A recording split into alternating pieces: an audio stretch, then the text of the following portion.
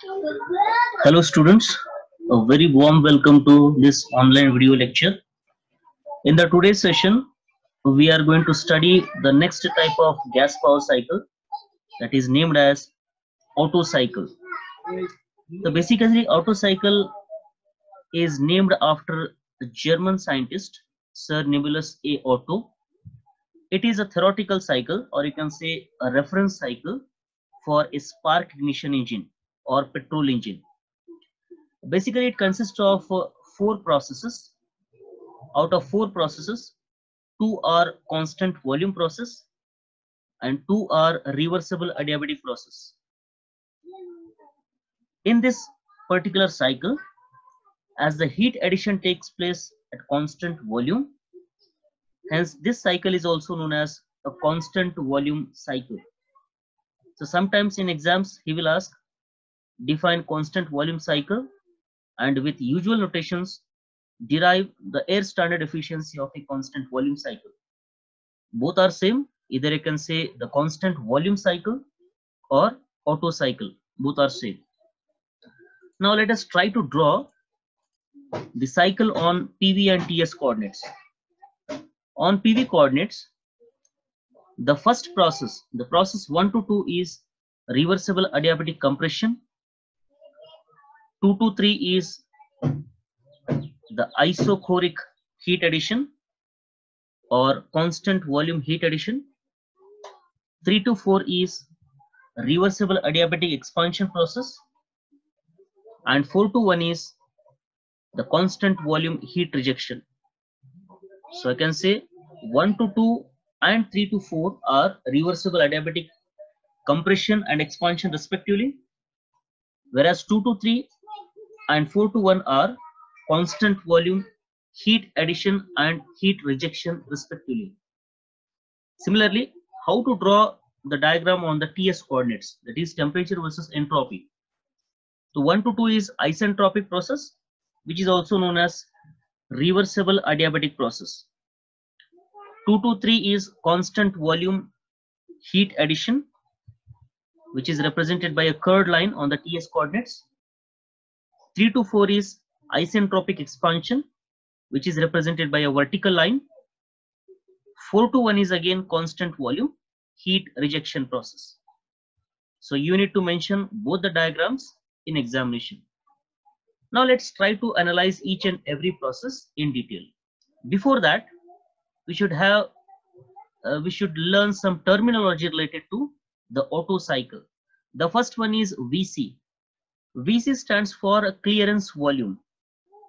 This is a volume of the cylinder when piston position is at top dead center.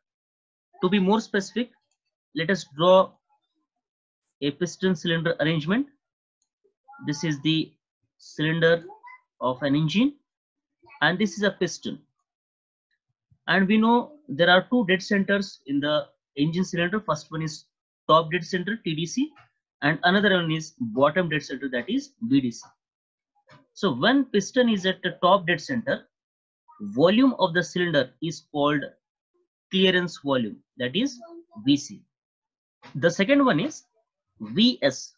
VS is a swept volume, or it is also known as stroke volume, or it is also known as displacement volume. VS is nothing but swept volume or stroke volume or displacement volume. All are same. Now this is TDC, the top dead center. The next one is bottom dead center, BDC. Bottom dead center. Now the volume occupied by piston while moving from bottom dead center to top dead center or from TDC to BDC. So this volume is called swept volume and this volume is called clearance volume. I hope this is clear. Now the next important term is compression ratio. The compression ratio is a ratio of volume at the beginning of the compression to the volume at the end of the compression. Volume at the beginning of the compression, which is a total volume of the cylinder, which is a sum of clearance volume and the swept volume, to volume at the end of compression. This is a piston position before the compression stroke, and this is the position of the piston at the end of compression stroke. So total volume divided by clearance volume is the compression ratio. You can write V1 by V2, or you can write, instead of V1, you can write the sum of Vs plus Vc divided by Vc. Both are same. This is the compression ratio, which is represented by R suffix C. Now the first process is adiabatic compression, reversible adiabatic compression process. During this process, the air fuel mixture is compressed as the piston moves from bottom dead center to top dead center.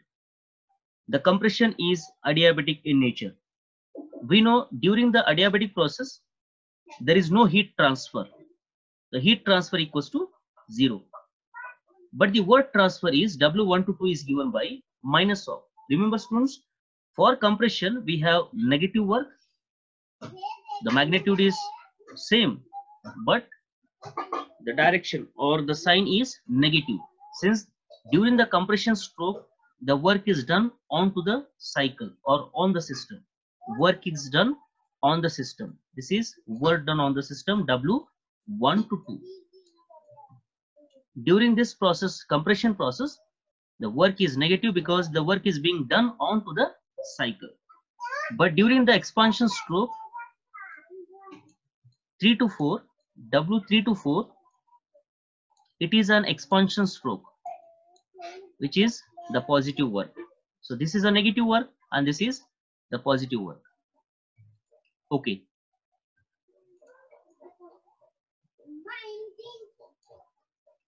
Now let's try to write the equation. Work transfer W1 to 2 is equals to minus of P1 V1 minus P2 V2 divided by gamma minus 1. Now during the second process, process 2 to 3, it is a constant volume heat addition, or it is also known as isochoric heat addition process. During this process, the heat is being added at constant volume. Now Q2 to 3 equals to mCV into T3 minus T2. mCV into T3 minus T2. This is a heat added during the constant volume process. So why we have to take CV here? CV stands for the specific heat at constant volume. The specific heat at constant volume, CV. Into T3 minus T2 as it is. So QA stands for heat addition process. Similarly, process 2 to 3 is adiabatic expansion.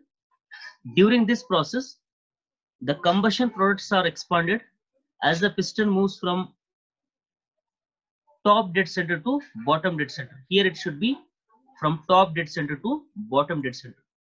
Make it as top dead center TDC to BDC. Here it should be TDC. Should be TDC here. And here it should be bottom dead center. Bottom dead center. TDC to BDC. This is a expansion process. Now for adiabatic process, we know heat transfer equals to, that is Q3 to 4 equals to 0. Now what about the work transfer? The work transfer is given by P3 V3 minus P4 V4 divided by gamma minus 1. This is a positive work transfer because it is the expansion process. During this process, the heat is added.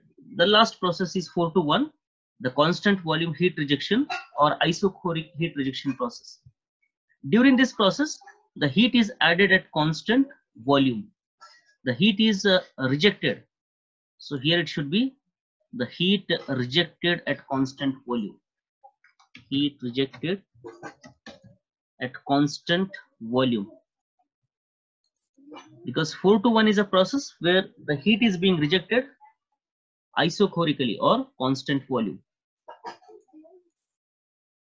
Now the air standard efficiency is given by heat added minus heat rejected divided by heat added. In fact, in the previous derivation also we have seen the cycle efficiency or the air standard efficiency is given by net work done divided by heat added.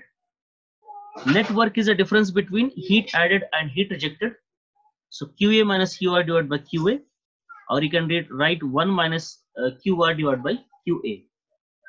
So you know QR is the heat rejection 1 minus mCv into T4 minus T1, and QA is a heat added, that is mCv into T3 minus T2. So in the numerator and denominator, mCv are common, cancel these two. Now here in this equation, let us take T1 outside the bracket, and in the denominator, let's take T2 outside the bracket. So the efficiency is given by 1 minus T1 into T4 by T1 minus 1, and in the denominator T2 into T3 divided by T2 minus 1.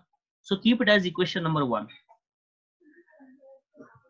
Now in the next, for the process 1 to 2, the process 1 to 2 is adiabatic compression. It is an adiabatic process. 1 to 2 and 3 to 4 both are adiabatic process, for which I can write the T1 V1 raised to gamma minus 1 equals to T2 V2 raised to gamma minus 1. The TV relationship for adiabatic process, that is 1 to 2. Now T1 by T2, do the cross multiplication. T1 by T2 equals to V2 by V1 raised to gamma minus 1. Similarly, for the process 3 to 4, 3 to 4 is also the adiabatic process, for which the TV relationship is T3 V3 raised to gamma minus 1 equals to T4 V4 raised to gamma minus 1. So therefore, do the cross multiplication. T4 by T3 equals to V3 by V4 raised to gamma minus 1. Now, if you see the PV diagram, here V2 is equals to V3. Here V2 equals to V3, and here V1 equals to V4. V2 equals to V3, V4 equals to V1. Now in place of this V3, I can write V2, and in place of V4, I can write V1. I repeat, in place of V3, I can write V2, and in place of V4, I can write V1. So ultimately, I'll get V2 by V1 here also. So what is V2 by V1? V2 by V1 raised to gamma minus 1 is T1 by T2. So hence I can write T4 by T3 is equals to T1 by T2. T4 by T3 equals to T1 by T2. The same thing I have written here, T1 by T2 equals to T3 by T4 by T3. But in this equation, we have T4 by T1 in the numerator and T3 by T2 in the denominator. So arrange likewise. So if you cross multiply, I can write T3 by T2 equals to T4 by T1. And if you take minus 1 on both sides, I can write T3 by T2 minus 1 equals to T4 by T1 minus 1. So hence I can prove both numerator and denominator are same. So I can cancel these two terms. T4 by T1 minus 1 and T3 by T2 minus 1 are same. Let us cancel these two. So now the simplified form of this equation is efficiency of Otto cycle is given by 1 minus T1 by T2. Now here T1 by T2 is nothing but V2 by V1 raised to gamma minus 1, because 1 to 2 is the adiabatic process. So T relationship I have written. Now T1 by T2 is nothing but, so what is V1 by V2?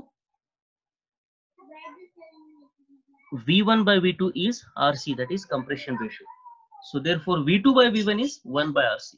V2 by V1 is 1 by RC. So V2 by V1 is 1 by RC raised to gamma minus 1, where RC is a compression ratio and gamma is a ratio of specific heat.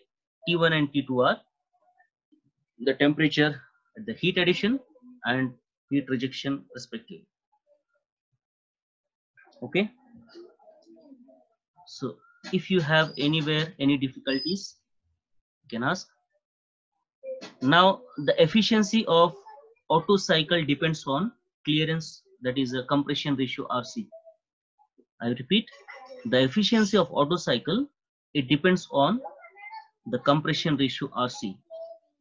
If you increase the compression ratio, the value of compression ratio, the Otto cycle efficiency will also increase. But we can't increase the compression ratio beyond certain limit, because it tends to the knocking or detonation in IC engine, which produces the noise, inherently noise, okay, which will produce the noise. So that's why we can't increase the RC value beyond certain limit. And for a typical IC engine, for a typical SI engine, the value of compression ratio is from 8 to 13. So please remember students, the value of compression ratio for an SI engine, it varies between 8 to 13 for a petrol engine or SI engine. Okay, so this is the minimum value and this is the maximum value of compression ratio. So the Otto cycle efficiency depends on the compression ratio. So as you increase the value of compression ratio RC, then definitely the efficiency of Otto cycle will be increased. Okay, so if you have anywhere any difficulties, you can put your comments in the comment box, and please don't forget to subscribe the channel, like the channel and share the channel, and don't forget to press the bell icon so that whenever I put a new video, you'll get the notification instantly. Thank you. Stay safe, stay at home, and have a nice day.